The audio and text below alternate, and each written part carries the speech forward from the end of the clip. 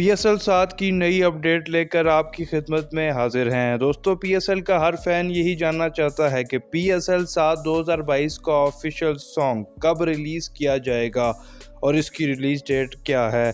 Pakistan super league 2022 का आगाज़ 27 जनवरी से होगा और PSL मैचेस के लिए 25% तमाशाई स्टेडियम आ सकेंगे, लेकिन PSL 7 का ऑफिशियल सॉन्ग अब तक रिलीज़ नहीं किया गया। अमूमन किसी भी लीग का एंथम लीग शुरू होने से 15 से 20 दिन पहले रिलीज़ हो जाता है। आपको बताते चलें कि PSL 7 की शूटिंग कल मुकम्मल हुई है।